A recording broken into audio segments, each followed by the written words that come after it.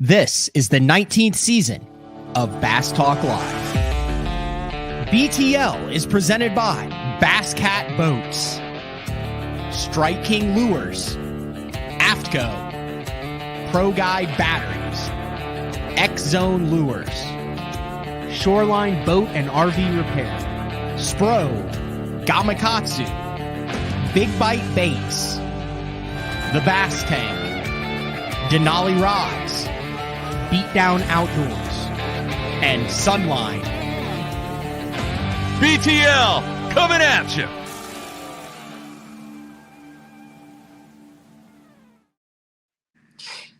Good evening and welcome to another exciting edition of BTL Bass Talk Live, where we are going to talk bass fishing with the champ from the latest Bassmaster Open on the St. Lawrence River. We're talking about the one and only Jody White, who is also a regular guest. You're a regular guest now on BTL. You've been on probably 3 or 4 times over the last couple of years, and you are also the head honcho, stats guy, lead writer, knows everything that's going on for the MLF Invitational, which is also halfway over in La Crosse, Wisconsin, with AOY and BPT implications on the line. So literally in the entire world of bass fishing, there's not a better guest to get on for a special Wednesday night edition of BTL than you, Jody White. So thank you for taking time to jump on BTL.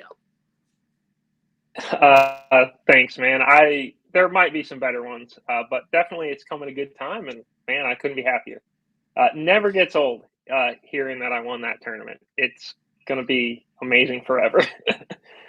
We're going to talk about that. We're also going to jump in. If you're a bass fishing junkie this week, kind of moving forward, you have races, points implications, guys getting cut, guys moving up.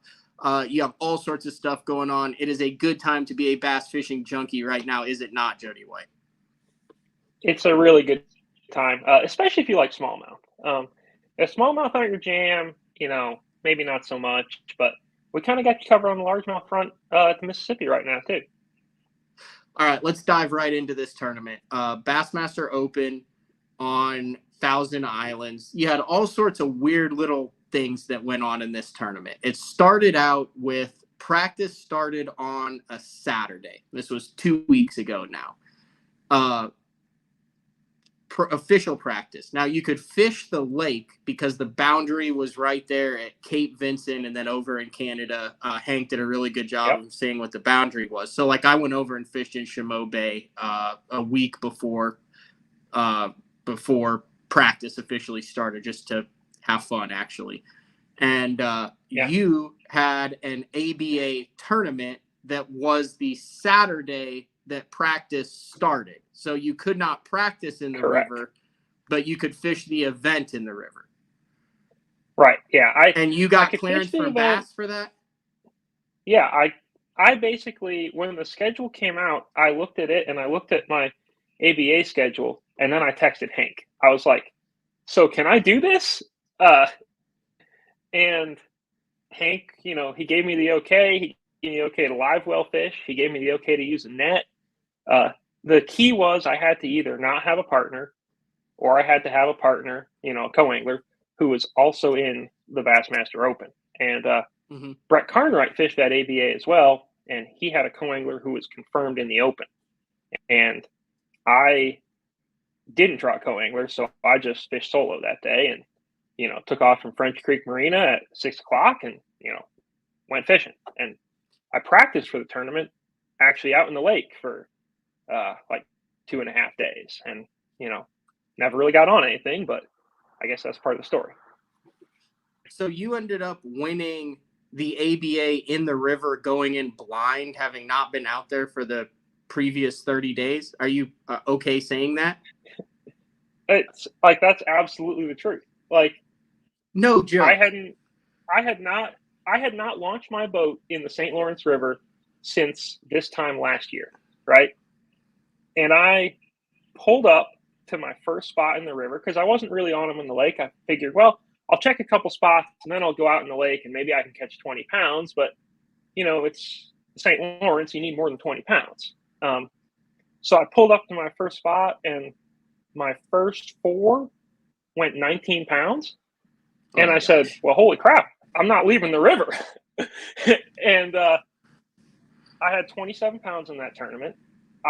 It was like literally one of the best days of fishing I've ever had. Probably the best. Like, I threw back multiple limits of 4-pounders. It was insane. And the whole time I'm like, on the one hand, I think I'm burning fish for an open, which maybe I need, but also I'm having this killer day of fishing in a tournament that is going to pay like $5 or $6 grand. So I guess keep swinging. And I weighed in at like 115, and I, pretty much got to thinking after that. I was like, man, I got to be able to fish out by Clayton in this Bass Open. And so I have a buddy with a great boat, and I called up Billy, and the rest is history. You kind of skipped a part. You weighed in 27. You won that event. You got the ABAs give out the eagle heads, right? Yes, and they changed it this year. So I won the one last year too, and they have a different style eagle head this year than they do last year. So I'm going to try to build a collection. That's my main goal, because I can't fish BFL events. I'm just going to see what the eagles look like through the years. Yeah, that's one of the coolest trophies. I got beat out for an eagle head by like 6 ounces a couple years ago, and my goal is to get an eagle head. So you win that event, and that's kind of where you then said you had a predicament, because the Bassmaster Open, which practice was taking place on that. So then you had Sunday, Monday, Tuesday, and Wednesday to practice for the Bassmaster Open after you win this event. And you fish out of a Vexus aluminum boat that has a gas tank of 36 gallons? Yeah. 32 gallons and a 200. And I reckon that up current, I'm probably topping out with a co-angler at like 52 miles an hour, maybe 55. So it's not a boat you want to run 70 miles in. You know what I mean? You're 60 to 70 miles from where you want to fish, where you just sacked 27 pounds. So did you even practice? I know you called me on one of the windy days. Did you even practice the next couple of days, or did you just go trying to procure a suitable vessel to make the run? So I was actually talking with Billy Gilbert, who we went to high school together. I talked with him Sunday morning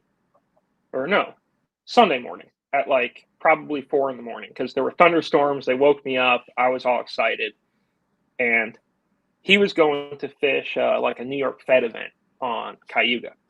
And basically we decided that I would drive over on Monday morning. He lives in Buffalo, and we'd do the boat swap. I'd pick up his boat, I'd come back. And so Sunday I fished in down around Chippewa in my boat, and I knew I had a plan. And I woke up early Monday morning, drove out, got his boat, brought it back to Waddington, loaded everything in and out of the boats, put the boat in the water for a couple hours in the afternoon in Waddington, and learned it, because he has all Garmins and one Humminbird, and I have, a whole smorgasbord of units on mine. So I needed to I relearn a few things, get a little bit dialed in. Right. Like, all I do is look at live scope on my Garmin, and there is like a way to navigate and do all sorts of fun things. But anyway, I got myself dialed in, I got myself comfortable. And then the final full day of practice, which I guess is Tuesday, I dumped the boat in at Clayton, and I went and checked stuff. And I came out of that day of practice being like really sure that I was going to be making the run. So those fish were still there. The same group of fish that you caught, the 27 or the majority of that in the ABA, were there, and no one else in the Open had found them? Oh, a lot of people have found them. Oh, really? Day one of the tournament in the Open. So day one of this tournament, I pull up, I'm like boat 170 or something. I'm a late boat. And it's John Canada, Sam George, myself, and Chancey Walters on day one. Like, it's a party. Yeah. And I come out of there on top. Day two. How close are we talking, Jody? Like, were they like on the goods? Were you rolling up going, oh my gosh, I'm totally screwed here? Or, I mean, how did you come out on top? Because you had 25 and change, and I think a couple of those guys caught them, but a couple of them didn't. Was it a bait deal? Was it a location deal?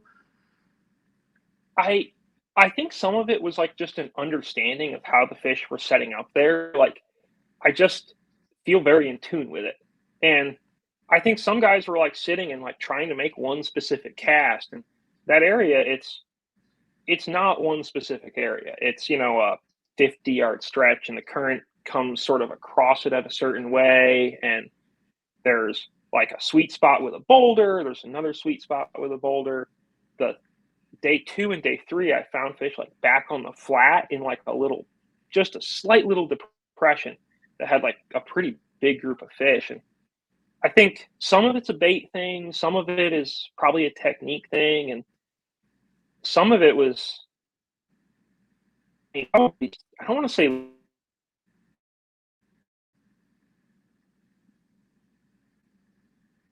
Oh, did we lose Jody?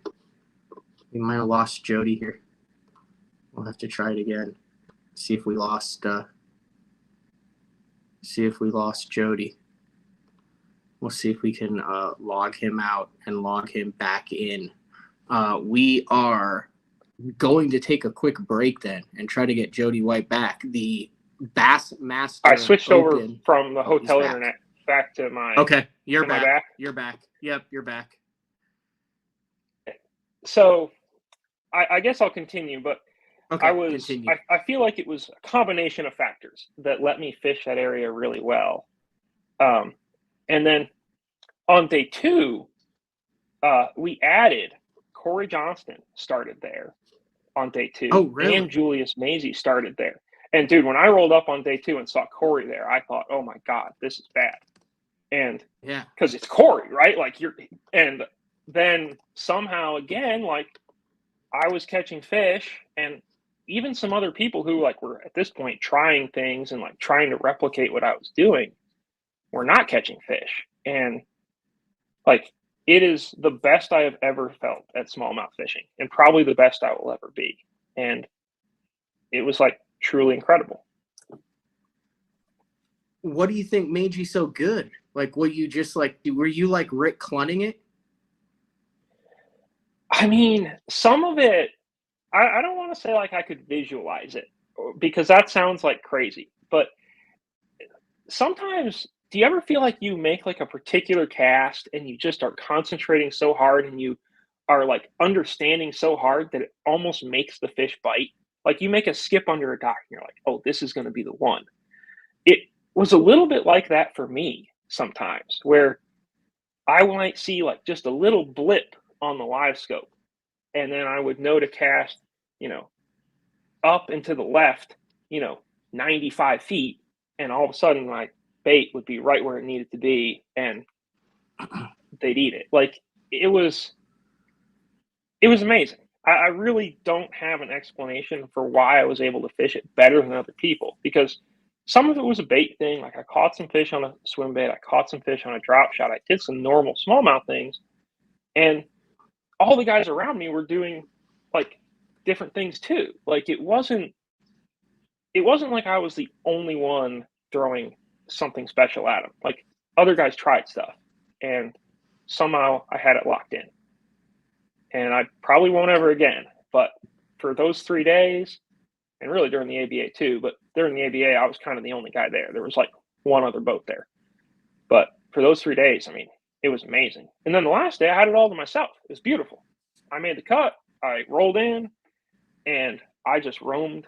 And I think I cranked the motor to idle to one side of the ledge once in the morning before I went and got gas.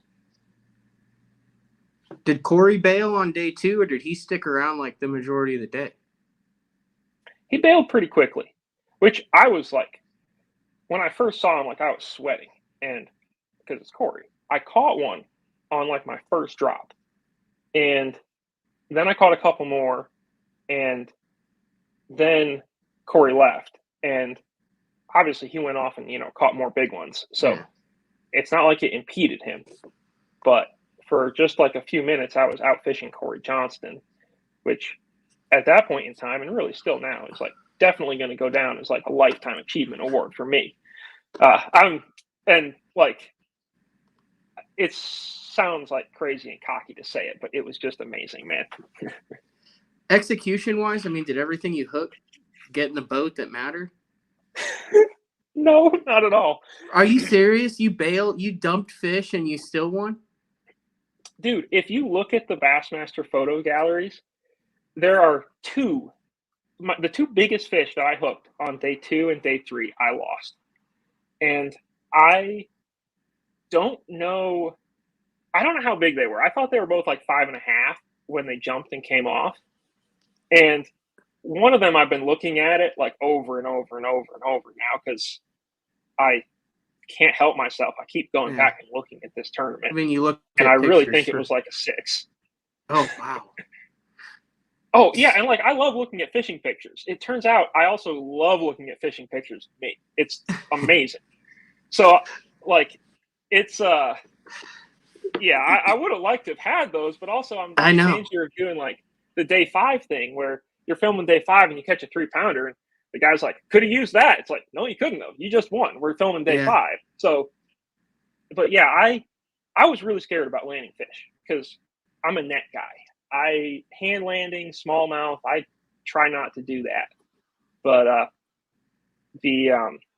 actually, I broke off like a 3.5 trying to boat flip it, which doesn't really matter. And I lost those 2 big ones on the jump. And other than that, I fished really clean. And I guess if you can just lose like 2 smallmouth in a tournament, that's really not bad. It's just they happen to be huge. You bring up an interesting point because there was a lot of lost fish in this tournament, and over the last couple of years of trying to qualify for the Elite Series and fish in the Opens, where there's 200 some guys and every bite is so important. I've talked with this about Bradley Hallman a lot. Like, dude, like you have to be in certain events, not just on good fish, but on enough good fish to overcome lost fish. So like that was my issue in this event. Like I had a good event. Yeah. I finished in the top 25, but I dumped. Oh, you did great. I dumped 2 big ones. I dumped like a 5.5 or 6, like in my hands, and I did the same thing on the first day. I wasn't upset about that. I was upset about that. Let me rephrase that. I can sleep at night because I wasn't getting enough big bites like you were, like the other anglers in the top 10 were, to overcome those lost fish. It's not like you were just getting 5 big bites and you had 18 pounds and that 6-pounder would have given it. Like you were on a biomass of quality fish and I was not. I was picking off, lone individual fish. I wasn't as dialed in, obviously, so I wasn't able to overcome those fish, whereas you were, to where, you initially want to sit there and look at it like, oh, that's such bad luck that I dumped these 2 big ones and I should have been in the top 10. But the way you should have been looking at it was that I should have been, that other people should have been on it, was I needed to be more dialed in on my big fish pattern because we're fishing 2-mile-an-hour current on the St. Lawrence River with 8-pound test, number 2 hooks, and super light line of these fish, and you're going to lose some. So you have to be on 6 to 8 good bites a day, not 5. And that's a perfect example of what you just said. I'm a big believer in that too, especially up north, because I think if you're down south and you're dealing with like 5 or 10 bites a day, that's a whole different thing. Up north, like you have to smash them to win a tournament.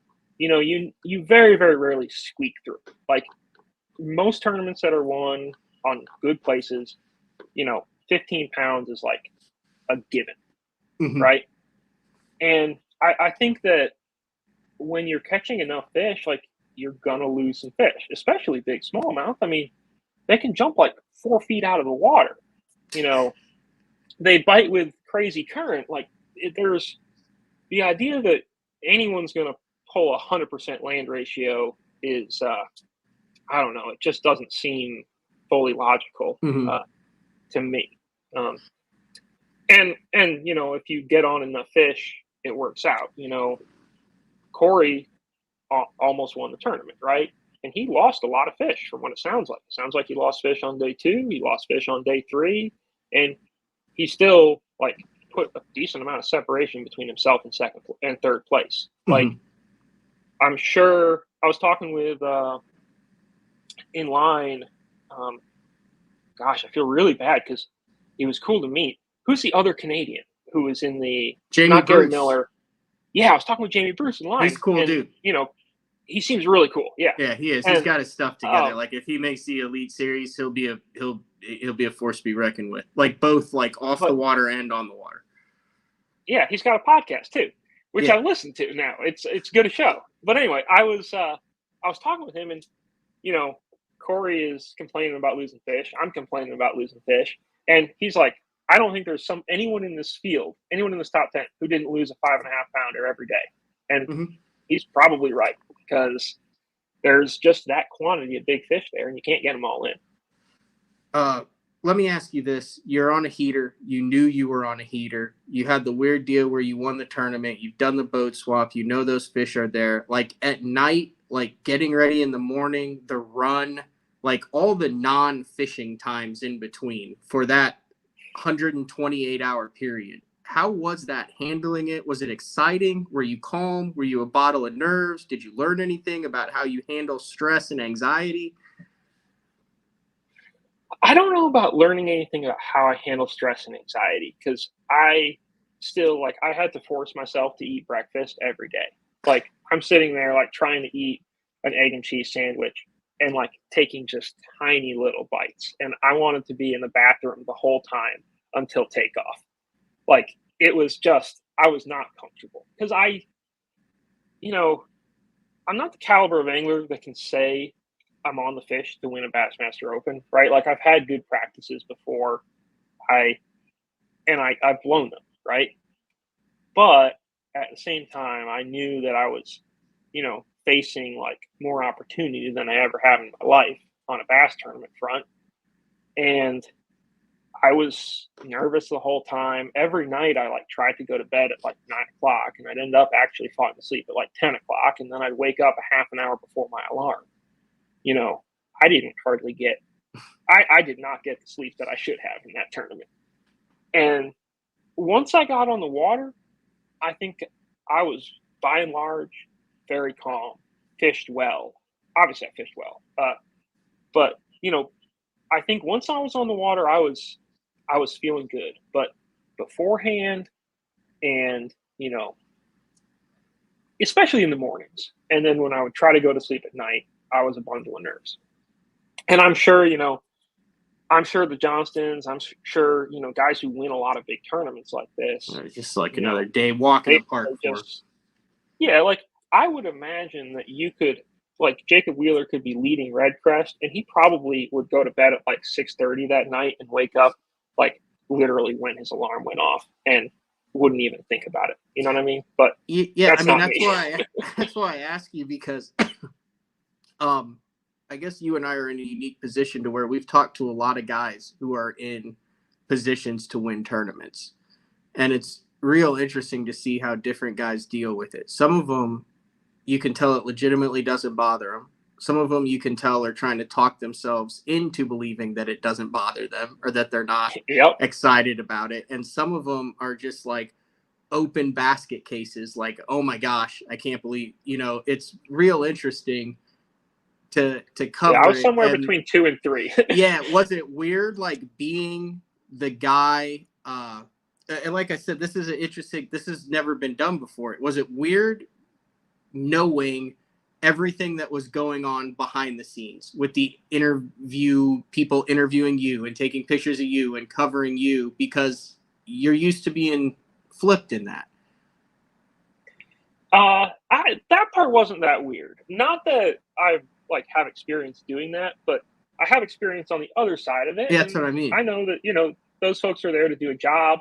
One thing I did help them out with is I would be like, yeah, you can come in as close as you want, just turn your electronics off. Or, I felt like I gave good on the water guidance for like how they could easily cover me, right? When I would catch a fish and hold it up to the camera, I held it off to the side so it wasn't covering my face. A lot of guys, they hold it straight at the camera like this, and they cover their face up with the fish. And it looks better if it's off to the side. But, honestly, that part wasn't that weird. Because I'm good at talking about fishing, and I like talking about fishing, and that's pretty much all it is. the weirdest part was not knowing. Every day, I wanted nothing more than to check Bass Track. And you can't. You can't. And I'm used to, when I'm at a tournament, I'm not saying I know everything, right? Because there's mysteries that happen.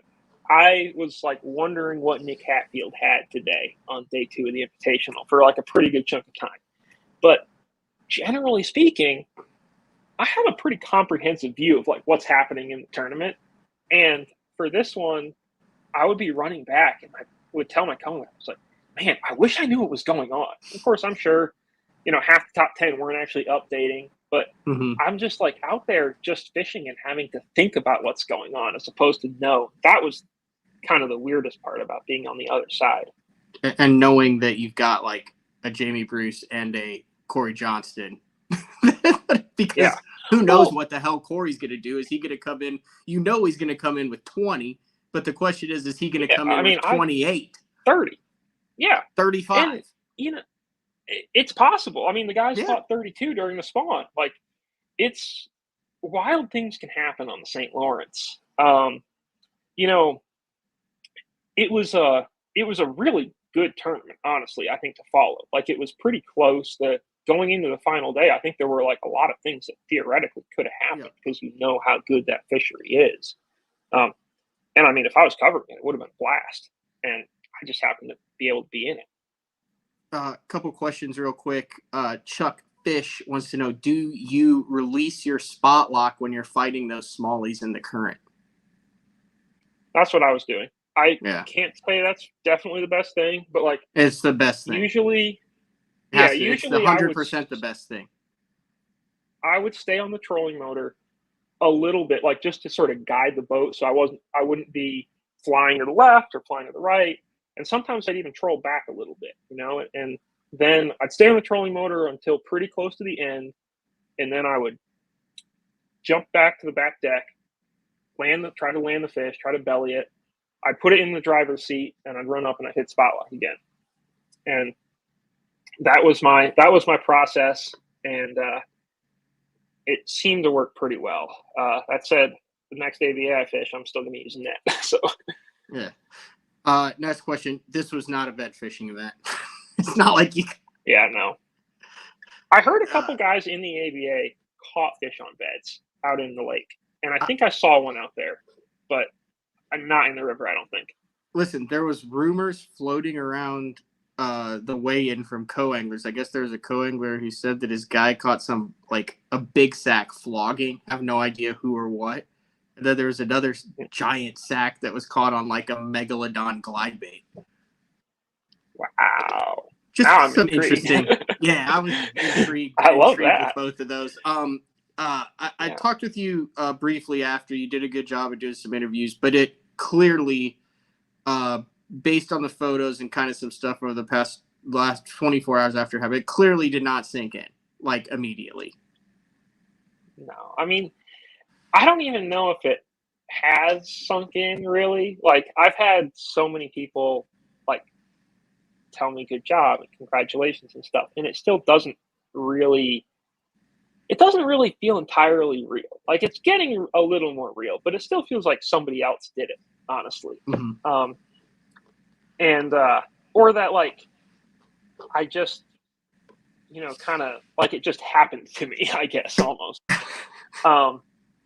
But it's an incredible feeling, and I think it might actually help me in my job. And this sounds a little, I don't know, maybe a little off topic to say, but like I feel like now I probably can appreciate more someone who gets that first win than I ever could before, because it was so meaningful to me. And I think that I want to try to carry that forward and to like be able to appreciate every win, because, I've seen like 10 million lands, right? Yeah. And not at some point, I don't want to say you get jaded or anything like that, but at some point you're like kind of punching your clock just a little bit, right? Yeah. I mean, it's a real job. And I want whoever wins this this invitational event, and folks might be listening after we have a winner. But if Matthew Stephan wins it, he's going to be a first-time winner. If Steve Lopez wins it, he's a first-time winner. And it'll be a career-defining achievement for both of them. And it'll be, I would expect, like, just an incredible experience for both of them. And I kind of know how that feels, which is you not kind really, of you really do know cool. how that feels. You do know how that feels, Joe. I know how that feels, but I'm not a pro angler, right? Like, I am not gonna fish 9 opens next year. I'm not gonna leave my job, right? I'm gonna continue to do my regular job. And I think that, for these guys, it's a little bit different because sure, it's a big win, but also they have a career riding on it. Whereas I have a big win and a dope trophy, and that's, to a degree, that's the end of it. It's not like I'm, immediately planning next year and hitting up sponsors and like trying to build my, build a brighter star.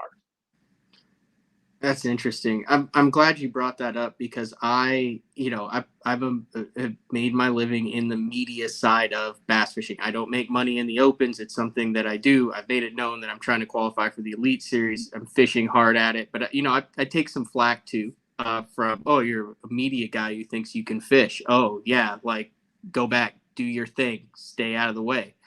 But when it comes to covering it, I think I have a much better perception, like, as far as approaching guys who just missed the Classic, just missed Red Crest, just made a cut, or just lost or something. Because once you've kind of experienced that, you realize there is like a massive human element side to this and how important it is. You also realize some of the guys are like, really don't care. And like, they're so good in other aspects of the business that like anything they get fishing is just a bonus.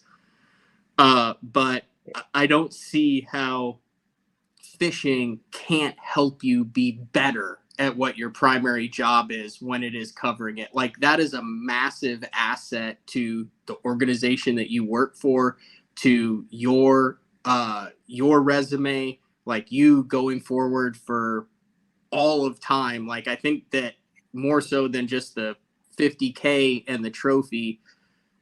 I don't know. The trophy's pretty cool. But the 50K will spend and all that. But dude, like the legitimacy and then the understanding and the kind of bigger, broader understanding of how all this works together after what you've been through is going to make you a much better Jody White for however many years you decide to do this. I hope so, because I love fishing tournaments, right? From a Tuesday nighter to an open to like the ABA, like the Ray Scott, like I get jacked up for a takeoff. Even when I'm there with just a camera, I love a takeoff, right? And I think that, Wait, that... you still get jacked up for them? Oh, yeah. Oh, I don't. I'm totally numb to them, dude. Like, I get 0 butterflies. Like, I get nothing. I'm like, ready, let's get this over with. I wish I still got jacked up for them. Oh, dude, I still love it. Weigh-ins when they're like 90 degrees like today was, I can go either way on that. But like, I love a takeoff. There's so many parts of fishing that I love, and this just kind of, it confirmed how much I love all those different parts of fishing. Like, it was great. And it's something that I'm never going to forget. I wish I could get keyed up for takeoffs still. Now, I mean, like, the couple that I've actually had a chance at, but like 99% of them, I'm like, all right, let's roll. I don't get the butterflies anymore, the excitement. I mean, I kind of still get butterflies even when it's like a Wednesday nighter and I'm going to run half a mile to my starting spot. Yeah, like, that's awesome. It's not like it is in an open, right? But it's definitely there. Like, I get there early. I'm twiddling my thumbs. I'm like drinking too much water. Like, I'm ready to go. That's awesome. It's I love tournaments, man. I want to tackle one more topic when it comes to the Open, and then while I've got you, I know that you have been writing lead stories for MLF. This is is it the penultimate or the ultimate? What is the final event? The penultimate event? I don't There's know, some but it's sort the of- last one. It sounds it's the last one of the MLF Invitationals. Yeah. So you're busy. You got all your stuff out. You took time. This is like literally the only time between flights and driving and working that you could jump on. So I greatly appreciate it. And if I can, I want to take a break after this next little question and then come back and we will dive into the invitationals because there's a lot of BTL regulars that are in the mix here. There's a lot of history that could be made with three-peat, with two-time AOYs. But here's my question, Jody. And I heard this a couple of times and it kind of pissed me off. That, there's a conflict of interest that you work in the industry and then you're fishing the opens and all you did was cover where the guys fished on the St. Lawrence and past events and you went there and you caught those fish. Yeah. So I guess, first of all, I've never actually covered someone fishing where I fished. I have seen people fish there on Bass Live. But our tournaments go out of, they usually go out of Messina. And I spent a decent amount of time covering people around Ogdensburg and actual Messina. Mm-hmm. And for one, in practice, I couldn't figure out how to catch crap there. And for two, I just think that year to year things change so much on any given fishery. I definitely have some knowledge of the river.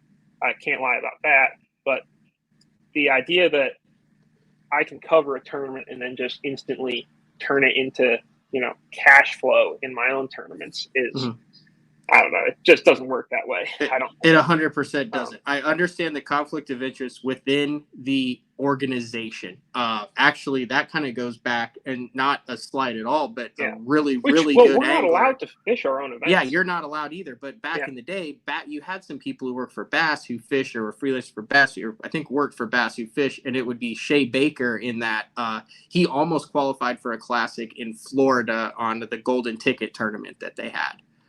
And was working there. And I think it was kind of afterwards that they said, hey, if you work for the organization, are an employee of that organization, you can. It's the same with FLW, which is why you don't fish Toyota's BFLs, correct?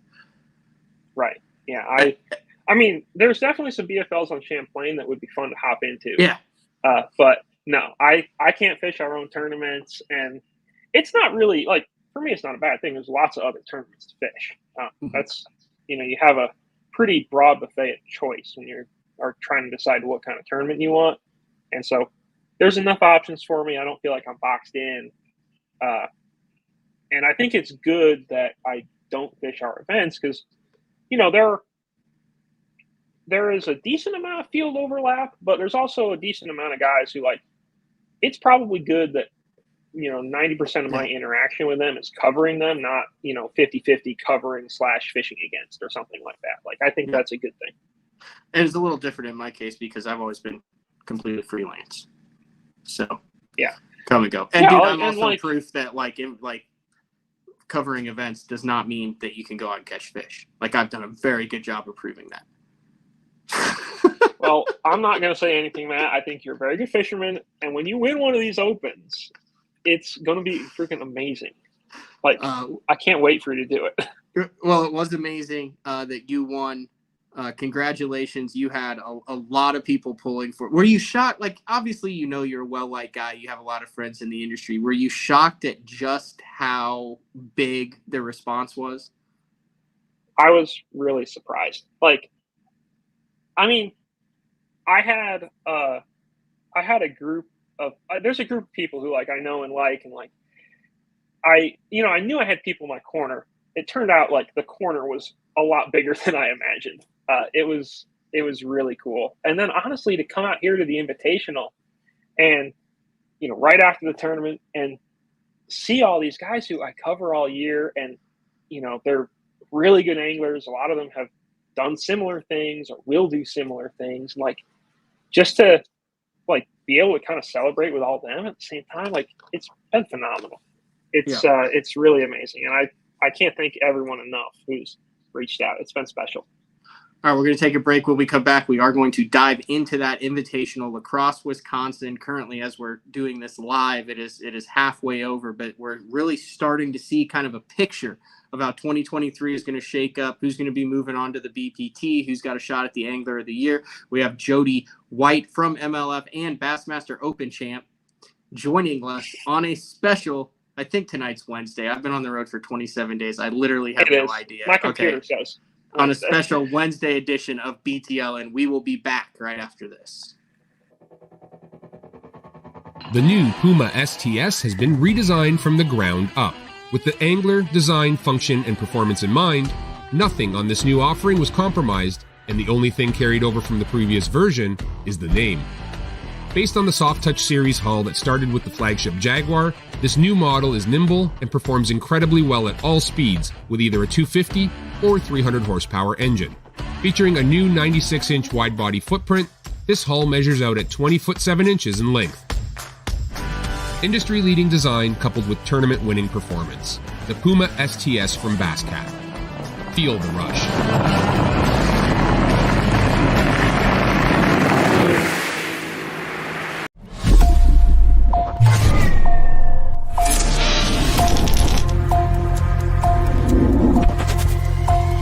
Everything you need, one legendary brand. Top one on Strike King.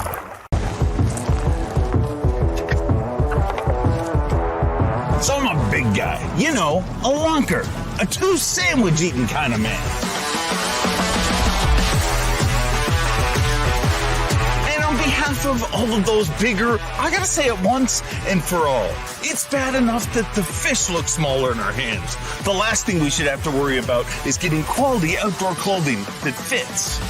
Avco, any fish, any water. The great thing about the new Sensation soft plastics from Big Bite Baits, heavily scented, super soft, buoyant, comes in 7 great new shapes. I've got a couple of them of my signature series, the cliffhanger worm and the ramtail craw. Great for a flipping jig, football jig, swim jig, all that. Several other great shapes. Really excited about it. We've worked over the last year, catches fish all over the country, and I think it's going to catch fish for people everywhere you try it. The Spro Little John crankbait has been around for almost 15 years, and it is one of my go-to crankbaits whenever I need a fish in the boat, so you can never have enough new colors. That's why Spro's coming out with a handful of new colors, including Pearl Shad, which has this bleached out white look, but it's got this pearlescent, really pretty. We've got Copper Shad, which looks amazing in the water. It's got that purple flake on the back, really pops in the water. And then if you want some real pop, we've got Sparkle Shad, nothing but sparkles all over this thing. And then last but not least, we've got the matte Sexy Shad, just a really different looking color for a crankbait. So you want to give them a little different look, that matte Sexy Shad is definitely the one to go with. All these colors are available in the original Little John and the MD. Elite Series Pro Daryl Gleason here. My Pro Guide batteries keep me going on those long tournament days and long practice days. Always plenty of juice, never fail. The best part about Pro Guide batteries, it's the people behind the company. They have over 40 years experience in the battery business, keeping all of us fishermen out on the water longer, catching more fish. Check them out at ProGuideBatteries.com. What's up, Bass Talk Live fans? Brandon Polnick here. And ever since I won a couple Bassmaster Elite Series events on X-Zone Lures, I've been getting a bunch of questions of what makes them so special and different. And really, the truth is, it's in the details. The little details, things like no cheap fillers in their plastic. That gives you more lifelike action, more realistic and vibrant colors. But don't just take my word for it. Go to www.xzonelures.com and check them out for yourself. All right, welcome back, BTL, on a Wednesday night with Bassmaster Open champion in all things MLF, Jody White. I do want to remind everybody to head over to OmniaFishing.com. Omnia always has awesome giveaways every single month. Also, same-day shipping if you order before 1. You also get a discount using code capital BTL23. This month is the Z-Man 30 bait giveaway. If you are a member of Omnia, all you have to do is log in. It's free to join, and then you can enter the giveaway. If not, create an Omnia account and enter that drawing for 10 Z-Man jackhammers, 10 Z-Man Hellraisers, and 10 packs of Razor Shads. So that's a heck of a deal going on over at Omnia. And then also, as we go through this smallmouth season, if you get a hankering to purchase some of the products that you see catching giant smallmouth, Omnia is a great place to buy those things. So there you go, Jody. All right, let's get into the MLF Invitational, the final event of the year in La Crosse, Wisconsin. 6 event season? 5 event. 6 events. 6 event season. No championship this year. That's where that's where it was. All right. Yep. Set the stage. You have the top 8 anglers at the end of the year invited to fish the BPT. You also have an Angler of the Year race. And you have some very unique things going on halfway through this event. Is Ron Nelson the Angler of the Year, or does Michael Neal have a chance to three-peat still? I would say that Ron might be. Ron is going to have a tense date on the final day because we're here. It's they're 3-day events, so we're through 2 days, and Ron basically needs Michael Neal to not be Michael Neal tomorrow. Ron missed the cut. He had a really amazing season. Missed the cut today. 60th, I believe. Yeah, but Neal is in 20th after today. He caught a big bag on day 2. Basically, if Neal can move up to 11th or higher, which 9 or 10 spots for Michael Neal is not an unheard of thing. Neal will be the AOI. And if he's the AOI, depending on how you count it, because it was the pro circuit. He won 2 pro circuit Angler of the Year titles. Now it's the invitationals. It's a little bit different, but your mileage may vary. But 3 AOIs in a row is pretty insane. So yeah, Neal that's really pretty could strong. do it. And if Neal doesn't do it, if he has an okay day, if he doesn't move up those extra places, then Nelson will win it, and it'll be Nelson's second because he had one on the pro circuit back in the day in 2020, and then he'll have this one now. Either way, Nelson is headed to the Bass Pro Tour. Ron Nelson is the David Robinson of MLF. He wins championships. He's extremely consistent. He always brings his A game, but he doesn't get the fireworks, I don't feel like, around him. I feel like he's like David Robinson when he was with the Spurs. The guy just won championships, dominated the paint, and did it very quietly and had an A++ career. Fair comparison? So I don't know who that guy is you're talking about. But not a basketball yes. guy. I'm not even a basketball not guy. A big basketball guy. Okay. But yeah, I think that Ron, he's super consistent. He is probably an underrated bed fisherman. He literally is John Cox level at it, honestly. Really? Why don't we know this? So he won a bed fishing tournament, Toyota Series event at Smith Mountain Lake. Okay. He won back-to-back bed fishing events at Champlain. Okay, I guess people do know it. He made a top 10 at the Toyota Series at the Harris Chain this year, bed fishing. If you put him in a derby where they're on beds, he's in the top 10, 9 out of 10 times. It's terrifying. So he even at Eufaula, when he almost won that one this year in Oklahoma, he was catching some bed fish in that tournament. So he's really good shallow. He's got a nose for shallow smallmouth, kind of almost Dobson-esque. Does he scope? And not really, not that much. Really? If he could, every once in a while he'll catch one scoping, but if he could scope, he'd dominate the world. And really, he's kind of old school. He fishes with his eyes a lot. Dominating the world still. Well, he might dominate the world even more. But yeah, he's incredible. And I've known Ron for a while now because he's mostly fished FLW and then MLF stuff, and so I've got to be around him a lot. And he's an incredible angler. I think that he's going to do really well on the Bass Pro Tour. I think. Is he going to go? He's a little bit. He'll go? He's going to go this time. He qualified once before, didn't go. He wanted to stick with 5 fish. That was when it was the pro circuit and the payouts were still like level with the Bass Pro Tour, like you could make really good money there. Whereas the Invitationals, I don't think they're really terrible tournaments, but the Bass Pro Tour is a better buy. That's where you want to be for sure now. And I expect him to go, and I expect him to do really well. And if he wins AOI, fantastic. If he doesn't win AOI, I think that he's got a really positive perspective on life. He's not 100% wrapped up in fishing, which is interesting to me. Like, he is so good at fishing and also does other things, and sometimes doesn't have his boat and stuff all already rigged and things like that before he rolls out to practice. He's a little bit of a savant, to a degree, but he's fishing really well this year, and I think he'll keep fishing really well.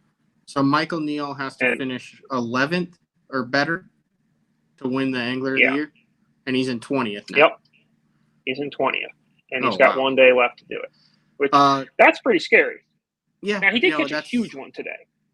He caught I don't have it in front of me. It was either the big bass of the day or the second biggest fish of the day. Like a 5 pound. Yeah, which is a giant on this river, as you know. Other guys who are locked into their BPT. He is a household name for BTL listeners, none other than Matt Steffen, YouTube star, tournament fishing aficionado. Yes. The dude has been rock solid this year. He did not have a single stumble. I think he's in what, second or third in this event right now, going into the final. He's in second. He's in second right now. You mentioned that. I mean, he's in, right? He can't do anything tomorrow, even if he zeros. He's in. Yeah, so he's in. For tomorrow, Martin Villa and Keith Carson, Matt Steffen, and then let's see. What about Gray Buck? And then Ron Nelson. Yeah. All of those four, Nelson, Steffen, Carson, Villa. Oh, so Carson's in too. That's big. Carson's, Yeah. I mean, dude, especially, he fished that classic. He's done all that. He's been at the MPFL. Yeah. Now Carson's on the BPT. Yeah. So those guys are locked in for invites. Okay. And then Gray is, I would say, like, sort of hypothetically locked in. He needs a real set of scenarios to he needs to just come in with 5 decent fish and he's golden. Yeah, like if he catches a limit, he's pretty much good to go. So he's been close before, very close before last year, I believe. He was like one of the first couple out. I wouldn't want to call him a rising star because he's been around for a long time now, but one of those guys who I would consider a BPT quality angler. Yeah. Oh, I think so. I think that, I think he's absolutely a guy. He'll be an asset to the Bass Pro Tour. And then, really all these guys who qualify will be. And then below Gray, you've got Nick Hatfield and Colby Schrumpf. And then, and those guys are like semi-solidly in, I would say. Hatfield is probably more solidly in than Schrumpf is.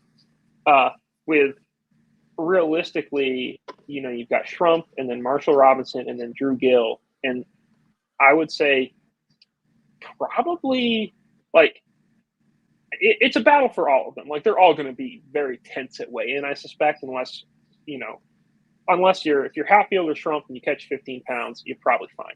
But if any of those guys catches 10 pounds, they're going to have a stressful day. Zero chance that Steffen can win Angler of the Year. He can only literally gain a point. But he can win. Yeah, he can win, which would be huge for him. Yeah, he can win the tournament, which would be amazing. But he can't go up enough to catch Ron, because Ron had enough of a rally today that he was able to, push ahead of all of his competition. Let me ask you this: is anyone getting cut this year from the Invitationals? Are there guys that were fishing for their lives this year, or? I think that the real answer to that is we don't know. Okay. I kind of suspect it's unlikely. If I had to guess, I know that there's a schedule built for next year. I think all the details and stuff definitely yet to be released. So I would say, with how this year went, I think there could be some guys who get cut, but probably not. I feel like if you were on them this year and you want in next year, there's probably good odds you can get back in.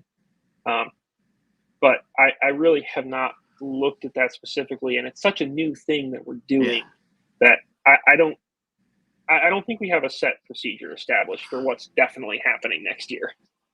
All right. Anything else lacrosse wise, or can we touch on the BPT next week? Let me touch on Rookie of the Year really quickly. Okay. So Rookie of the Year is realistically between Marshall Robinson and Drew Gill, who are right now unofficially 9th and 10th in points. They're literally 1 point apart. Oh, jeez. Drew Gill is in 15th, and then Marshall Robinson is in 34th. So Drew has, Gill has a limited amount that he can move up. Robinson probably has a clearer field to catch a good bag today and move up and snag that Rookie of the Year title, maybe snag the last BPT spot. Tomorrow's a Which really would big be day interesting for Marshall Robinson. because that would make Alton and Alton Jr. and then Marty and Marshall. Are there any other father-sons out there on the BPT? Off the top of my... I mean, there's a potential for Chris Lane and Cal Lane. At some point, you could have Chris and Cal, and the Van Dams aren't father and son, and that's Howell. what you're dealing with. Yeah, and Laker. Certainly not this year, but definitely down the road. But if Marshall qualifies for the BPT, he'd be fishing it at 20 because I think he's 19 right now. Oh but my gosh. Still, it's nuts. Yeah. And he is incredibly level-headed. He almost beat John Cox in a sight fishing tournament at Lake of the Ozarks this year. And he and Gill both look like really good prospects going forward. And Marshall certainly has the pedigree. So one of those guys is going to win Rookie of the Year tomorrow. They get a new four-wheeler for it. Also, one of them might qualify for the Bass Pro Tour, which is Dude, listen, cool. like I said, I'll give you credit. There's been less given for Rookie of the Year than a four-wheeler. So if it's between nothing and a four-wheeler, I'll take a four-wheeler 7 days out of the week. Take the four-wheeler, right? Yeah. All right. I told Drew if he wins it, he should take up ice fishing, but it doesn't sound like he's into that. All right, while you're here, I want to get you Saginaw River, Saginaw Bay, August 1st through 6th. It is the final BPT stop. This is interesting to me because we talked about the other father-son duo on the BPT. That's Alton and Alton Jr. Alton Jr. has a 7 or 8 point lead over Jacob Wheeler. In all honesty, the way I'm looking at this, it's a 4-man race. Now, theoretically, Jordan Lee has a chance at 345 points. Alton has 391 points. But 391, then Jacob Wheeler with 384, 382 for Ott, and Matt Becker with 381. Alton goes into Saginaw Bay, takes care of business, and top 7's it. No one can catch him. Here's where it gets interesting. The 3 guys that are chasing him, all 3 of those guys are going to catch him. Yeah. Oh, definitely. Especially Jacob and Wheeler Matt Becker. Yes. Yeah. Yes. And I mean, do you really want to bet against Ott? No, not at all. This in my mind is the best Angler of the Year race that the BPT has had so far. I would say so. I think it's like the broadest. There's like an actual couple of guys in it, whereas I feel like a lot of times lately it seems like it's like Jacob Wheeler unless some disaster happens, or like Jacob Wheeler against one other person. Yeah, and Jacob Wheeler honestly, versus the world. Yeah, and honestly, this year I feel like Alton has a really good chance. I mean, he has fished really good lately. He's a really good smallmouth fisherman. I also think that, so this is worth noting, and I guess I could be proven wrong, but I'm fairly sure they're going to be allowed to trailer for this event, which will and make it probably a much more smallmouth focused event, if I had to guess, because it'll eliminate big idle zone and then a lot of running. And I think it would honestly be a much more small and focused event anyway, because it's a Bass Pro Tour event. They don't have to come back for weigh-in. So how so far they can can just they go? run all the way out. I don't know. I legitimately do not know. I know there's a boundary, and I don't know what it is. A smallmouth trailering event. So I would expect that, you know, one, this could bode really well for some guys who put their time in, like in some of the farther reaches of Saginaw Bay. And then two, I think it bodes really well for smallmouth guys. And if you were planning on like trying to scratch it out in the river, which we've seen guys do, we saw some guys catch them pretty well in that NPFL in the river. We've seen college tournaments guys do well in the river. Like, I have a feeling that this is probably all smallmouth. Unless that's going to knock out the river, thing, which I think I'm right about. Yeah. Yeah, if they can trailer, that's going to knock out any largemouth river, because the NPFL was just there, and I do believe the largemouth played. Oh yeah, I think but they weren't able to Smith trailer. Got a check with largemouth. Yeah. Yeah, like I think there was a top 5. Trailer is I was looking at the top 5, and there was a frog in the top 5. So unless it was some bizarre pattern that I missed out on, it had to be a green one. Well, you got to be Carolina rigging your frogs for your smallmouth. They love that. But, you know that they used to do that in the Spro tournaments. They had like Spro only tournaments, and they like had to make rules because guys were like punching Spro frogs with like 2-ounce weights. I've heard about that. I hope to never have to do it. It seems very unwieldy, but they are trailering. There we go. That's a key part of the event, and like I think is not like it's not super widely known as of 10 minutes ago, and I think it's going to be important for the outcome and honestly for AOY too.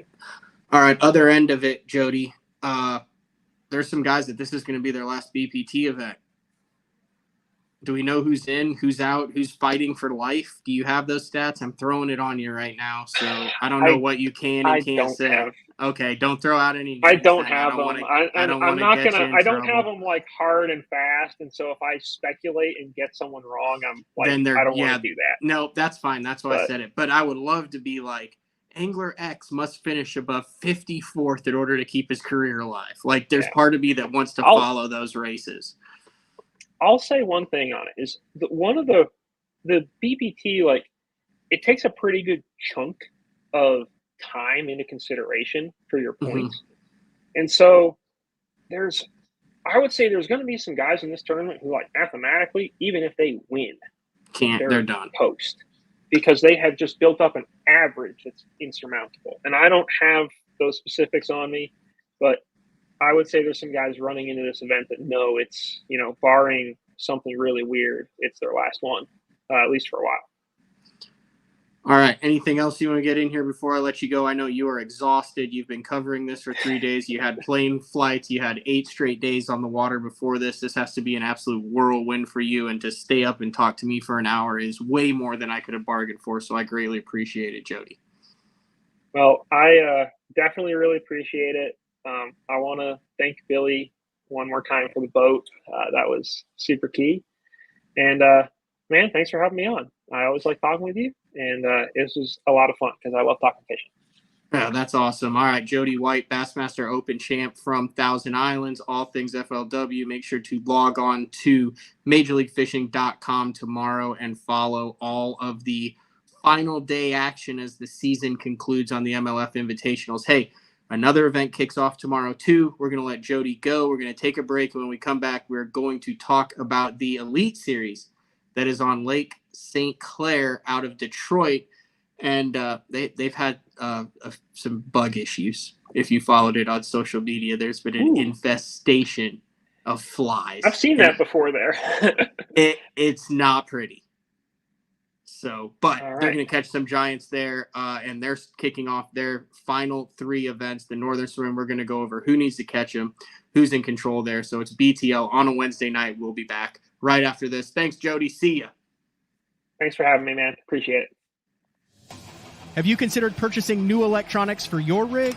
The type of mounts you choose to protect your investment should be part of the decision-making process. No matter if you prefer 1, 2, or 3 graphs up front, Beatdown Outdoors has a solution for you. Adjustable, versatile, rigid, and made in the USA. What's your ultimate electronic setup? Check out the full selection of Beatdown Out. Having confidence in your tackle while on the water is one of the main things to success, in my opinion. In the last couple of years with Denali, I've had just that. From anything from spinning rods, casting rods, tungsten products, even now to casting and spinning reels, I have the confidence to go out there and get the job done and know that all my equipment is going to handle it and do it just the way I want it. The thing about Denali is you've got great quality products at a great price point, so make sure you check them out. Shoreline Boat and RV, dock rash, storm damage, collision repair, that deep scratch or gouge from trying to access that secret creek. Shoreline Boat and RV can get your prized possession back in mint condition and looking good on the water, fast. All repairs are done in-house, so they're able to get your boat or RV back to brand new, quickly. All Shoreline's work comes with a rock-solid warranty. Find out more at ShorelineBoatandRV.com, Kansas City, Austin, and Tulsa. I'm the kind of guy that never leaves a house without a pocket knife, and Gamakatsu's come out with the EDC series of knives. EDC stands for Everyday Carry, so whether you're on the water or off, you can always have it with you. The best thing about it to me is that assisted open feature. With this D2 blade, you've got it right here at your fingertips, so if you can't find your scissors, you need to cut a knot, you need to cut your braid, you've always got it. Make sure you check it out. Never leave home without your Gamakatsu EDC knife. Born in Japan, using technology, innovation, and precision, Sunline produces the widest selection of fishing lines at the most technologically advanced line factory in the world. Manufactured at the strictest tolerances to produce victories at the highest levels of tournament bass fishing. From household names like Christie, Swindle, and Cruz, to young guns like Cook, Logan, New, and Welcher, they all trust Sunline to take them to the top of the leaderboard. Choose the line that will give you the strength to guarantee your confidence. Sunline. All right, wrapping things up here on a Wednesday night. Big shout out to Jody White. Congratulations. Like I said, he had a lot of people that were pulling for him in that event, especially just the way he got it done, battling it out with probably one of the best to ever do it on the river in Corey Johnston.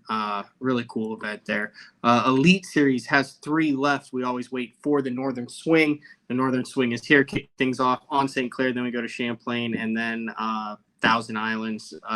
I think they're out of Clayton, though, so the lake will be into play for them. But it is the smallmouth time of the season. Historically, we see the guys who catch the smallmouth kind of always catch the smallmouth. So it is a very interesting top 10 because we don't really have any smallmouth guys outside of Jay Shakurat in 10th that are in the top 10 kind of noted smallmouth guys. But I was going through the list beforehand, and there's a number of guys that could get really healthy. And I would venture to say that there will be someone in this list that will jump up into that top 37 to 40. Another note on Jody's win.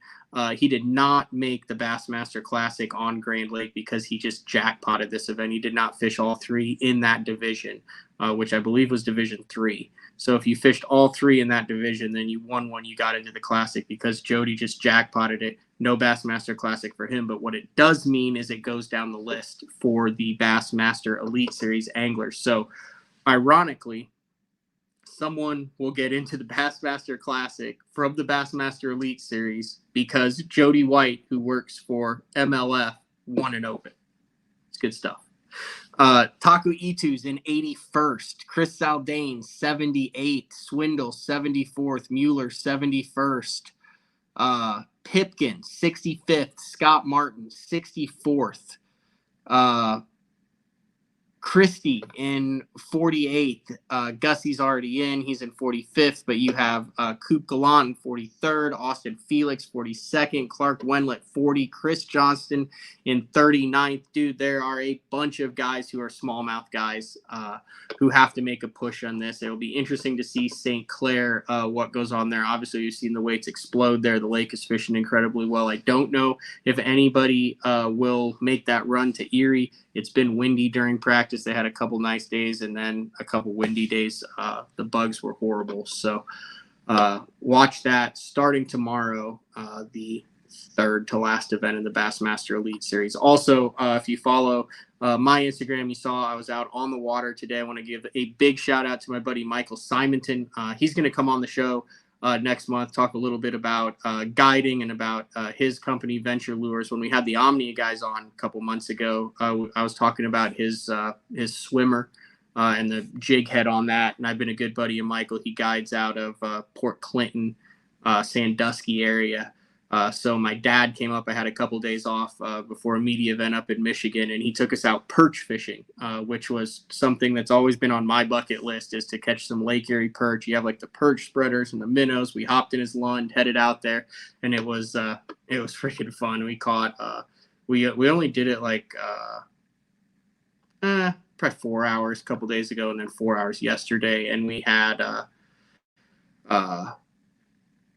40 one day and 39 yesterday. So and then you take them to like a fish cleaners deal. It was like $30 to have them all scaled and butterflied. It was beautiful. So we got 79 perch coming back. Michael's trying to kind of get into a little bit of the perch guiding game. So I think he kind of used us to kind of get into it, and he did a hell of a job. So if you guys are looking on some Lake Erie perch, it's super relaxing. You like get out in the mass, you get the minnows, you drop it down. It's like dink dink. They're like 8 to 10 inches. And then today, he actually went out and did a little scouting for some guide trips he has this weekend, and we caught some really nice largemouth. So really enjoyed the time there with Michael Simonton, and also want to give a shout out to Uncle Frank for letting me stay. I'm like just a vagabond right now. I'm just like staying at everybody's different houses, doing all sorts of different stuff. But also want to give a big shout out to Frank Scalish and his wife for letting me crash at their house for a night, and then he took me out fishing. I got to experience the urban fishing that is around the Cleveland area, and I know why Uncle Frank catches them now, because it's very crowded, especially on a weekend. But big shout out to them. And then before that, on this road trip, I also want to give a big shout out to Travis Manson from Smallmouth Crush. Let me stay there during the Open. Had a lot of fun with him, with JP, with the guys. All around in that area. So all in all, it's been a crazy month, and then you mix ICAST in there, and then I still have to go up to Michigan for a media event. But I want to thank you guys for jumping on. I know it's been kind of a haphazard schedule with BTL as far as lives and evening shows, weekend shows. Let me know what you think. Let me know what you like. Would you rather just have recorded shows that go out Monday, Tuesday, Wednesday, or do you like these kind of one-off evening shows? I know we were on location from Frank's studio, from Travis's studio, did one with Jordan Lee, had Jody White on here tonight, and also had a couple recorded shows with Frank. And I think Bryant Smith, Elite Series rookie out of California, was a recorded show. So if you have opinions, if you have ideas, always feel free to drop them in the comments. Leave a comment there or email me, matt@basszone.com. There's one more week. The writers conference that I'll be at will be, Spro, Gamakatsu, Denali, AFCO, those brands. We're going to be doing live shows daily from there. So there will be a lot of Elite Series pros and live content from that. And then I'll be back in studio after the first week of August with Monday through Wednesday, and then obviously day 4 on Thursday. So thanks for sticking with it, guys. I greatly appreciate it. Hopefully you enjoyed the evening show. Congratulations to one of the good guys in the industry, Jody White. And that's all we got for tonight. See ya.